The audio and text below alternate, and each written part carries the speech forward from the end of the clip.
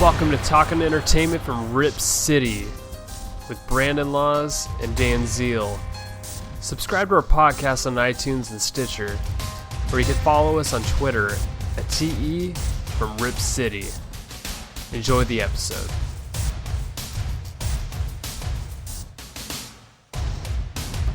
Hey, welcome to Talkin' Entertainment from Rip City. It's Brandon Laws coming at you with a solo podcast. I've got to air my frustrations right now. This is going to be an All Blazers podcast. Huge super fan I am, but I got to tell you, it is so rough to watch them right now. In the current state, we're 9-15. This year has just been rough with injuries. I mean, from Zach Collins going down, and that was a huge blow. I had no idea how big of a blow that was actually going to be, but it's very clear that they need him. I think when you don't have like a very powerful inside presence, kind of back to basket, rebounding, block shots, he really did it all, and he was growing in his role. So losing him was huge. Obviously Nurk being out, so you have two big guys who are gone. And that basically forces this team to be very much a jump shooting team. So it's either 3-pointers or layups for the most part, or jump shots. And then recently, Rodney Hood going out with an an Achilles injury. And he was like the one bright spot who wasn't named Dame or CJ. And this is, of course, after we signed Carmelo Anthony, which I think a lot of people were very skeptical it would actually work. I got to tell you, I was one of those people where I felt like it was a fresh start. I don't know if I'll have to go back and listen to the podcast of what I actually said. But in my head, maybe I was just hopeful it would actually work. I think it is working, but he's very much veteran Carmelo, not superstar Carmelo. So he can still shoot the ball. He can do some of the back to the basket. He's very strong, but he's not finishing. So I think some of those power layups and power dunks that he would probably get back in the day, he's not quite getting. In fact, I've seen him blocked or missed shots on many occasions. So we're probably gonna get jump shot Carmelo Anthony, but that's fine. We need somebody who can just score the bucket. But I got to tell you, we saw this the other day against Oklahoma City Thunder, where they're missing shots. There's no way in hell you're going to win a game. So it's a shitty situation we're in right now. Don't have a lot of faith in this team. I think there's a lot of people that are almost like, okay, well, might as well tank at this point. I can't go down like that. I don't know why any team would want to tank, especially when you are a player that is your job to be taken.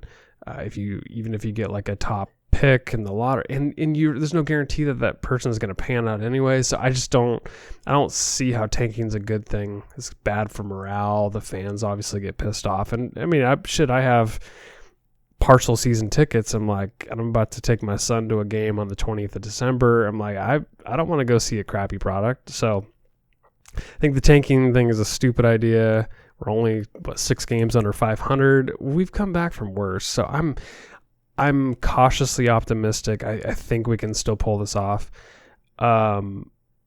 These rumors around here lately about Kevin Love wanting to be traded and that Portland's an option, yeah, it was his hometown. I don't see it happening, but I would not be opposed to it. The thing I want to caution, I just don't see us like throwing in all assets, like especially young assets that we haven't even got a chance to explore. So like a Simons or a Collins, those guys are not touchable in my opinion, even if Collins is injured. I think like if you're going to make a trade like that, you got to get rid of expiring deals. So you're looking like a Kent Bazemore once he becomes eligible to be traded, and also Hassan Whiteside. The problem I think with that is then now, okay, you bring in a guy like Kevin Love. Well, he's not really a forceful presence. He can rebound the ball pretty well. He's not, I don't know how strong he really is in comparison to Hassan Whiteside, but he's very much an outside shooter. So you're then talking about an entire team full of shooters. And I think the criticisms that the Blazers get is that they're not rugged and physical and pound the paint, especially right now with Nurk and Collins being out. So you're going to bring in one more guy with shooting capabilities and a lack of defense. I don't know. Like, to me, is it worth the move? I think the nice part about it is if you can build around that, and you bring in a guy like Kevin Love, I think he's on another, 3 years. So you get him, CJ, and Dame all aligned on the same deal, and then you build around that with some of these young pieces like Anthony Simons and Zach Collins and Nurkic. Shit, now you're talking about an actual contending team. So I could see it happening, but in the short term, I don't know. It could happen. Anything can happen. But like I say, it's a shitty product on the floor right now. Very inconsistent. It's tough to watch. Really tough to watch. And I know Blazer fans are a little uneasy. I will say this as a fan, especially, we're on a roller coaster of emotions. So a night we're playing well and we play on national TV and then everybody pumps us up or something, that is when we're like, oh, we can conquer anybody. We're going to win a championship. And then we lose even to a shitty team. And you're like, everything's falling apart, blow up this fucking team, like all that. So I remain, like I said, cautiously optimistic, but had to get my 2 cents in there. The Blazers play this evening against the New York Knicks, and I'm excited to see what happens. But thanks for listening to this short pod. Let me know what you think. Are you panicking? Are you not? Hit me up on Twitter. I'm Brandon Laws on Twitter. Instagram is Laws Brandon. Look forward to hearing what you think. Thanks.